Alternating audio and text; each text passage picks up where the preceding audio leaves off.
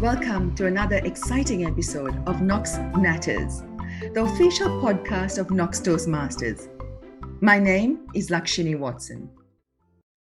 Do you ever feel overcome by fear when speaking to large audiences? Would you like me to share some tips and tricks I have learned along the way? Come, shed your fears and fly free with me. Here are 5 questions that have helped me deal with the fear of public speaking. The first question I ask myself is, what exactly am I afraid of?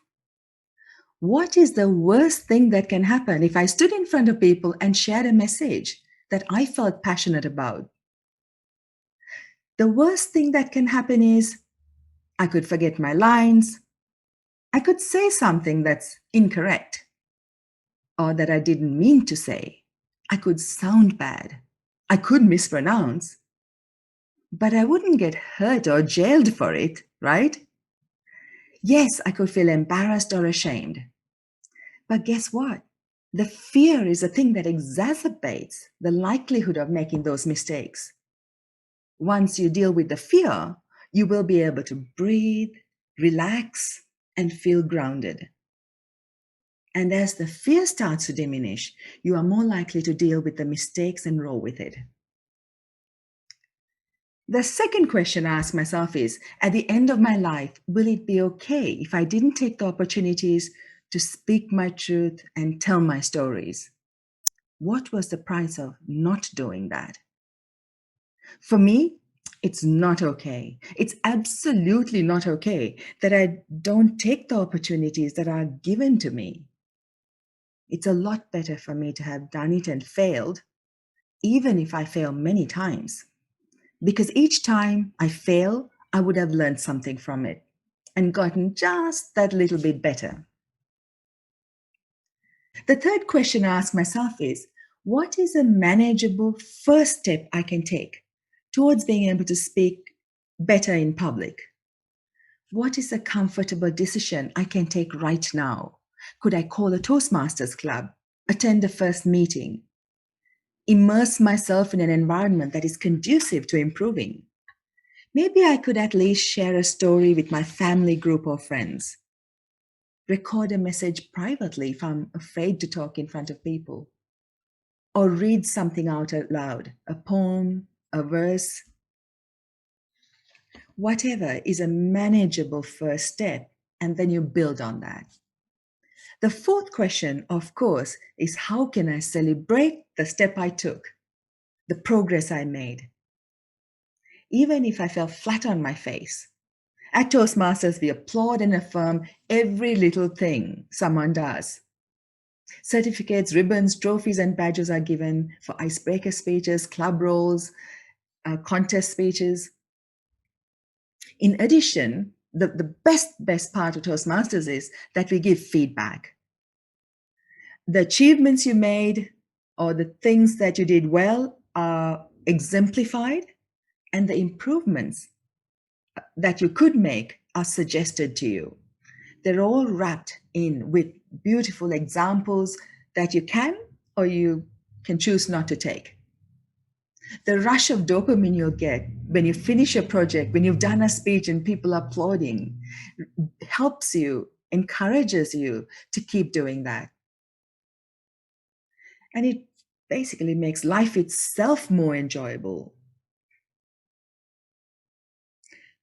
Also, the bad experiences you have, whether it's in speaking or in other aspects of your life, can actually make for really awesome speech topics.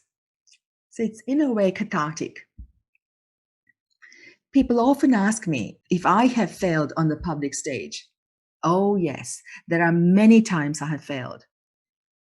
But there are also the times that I have learned the most. For example, there was a division contest about a year after I joined Toastmasters. I was way beyond my depth. I went there completely unprepared. I knew my speeches. I'd practiced, I'd rehearsed, I'd memorized, but I wasn't prepared for the environment. I didn't know how it was run. I didn't know the culture of that group, and I didn't know most of the people there. It was a whole day event on top of that, and I found myself going to and from the car to practice and try to calm my nerves. With hindsight, this was actually the worst thing I could have done, because it would have been a lot better for me to stay, mix with the people, chat, have a laugh, familiarize myself with the environment, and just absorb the vibe of the event. So when I was up on stage looking out at my audience, I would have been way more familiar with their faces. Instead, when I forgot a line, I went inwards. I had all the negative self-talk, and I stopped connecting with my audience. The main purpose of speaking is to connect. It's not about being perfect, saying the right words, or having the perfect vocabulary or pronunciation even. It's about the value you impart to your audience. And it's definitely not about the speaker. It's about the people who are giving you their time in exchange for that lesson. I suppose you're wondering now, what techniques can help you cope when you are up there? Preparation is the most important thing. When you feel comfortable and grounded inside of you, you will enjoy the experience, and your audience will too. So breathing deeply, filling your lungs, and also breathing out forcefully, like blowing a raspberry, can help get rid of the nerves. That negative energy can just be whooshed out of there. You can even visualize the air that's coming in to be beautiful and sparkly, and the air you breathe out to be more gunky.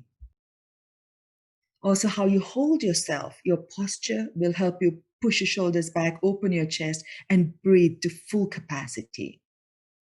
The way you stand, the way you walk, gesture, all that, if you do things like a champion would, will help. Some people call this faking till you make it. The TED Talk Amy Cuddy did on the physiology impacting the psychology is so true. How you hold yourself can impact how you feel as much as how you feel impacting what you do. Open body language, head up, direct eye contact, how you smile, reassure others, and it also helps release endorphins inside of you, making you feel better. Visualizing yourself doing well, engaging with the audience, allowing your words to flow into their hearts and minds easily, makes it effortlessly comfortable experience. Visualizing yourself doing well, engaging with the audience, allowing your words to flow into their hearts and minds easily, making it an effortless experience for you and your audience, also helps. Practice, like I said at the start, cannot be overestimated. Learning your speech, knowing your message, feeling it is the number one thing you can do. You can also use motivating mantras, inspiring songs, or even wear your favorite undies, whatever helps you get in the right frame of mind to deliver with the right energy. Tony Robbins, the world-famous transformational coach, gets into peak state by plunging into icy cold water and pumping the ceiling and dancing.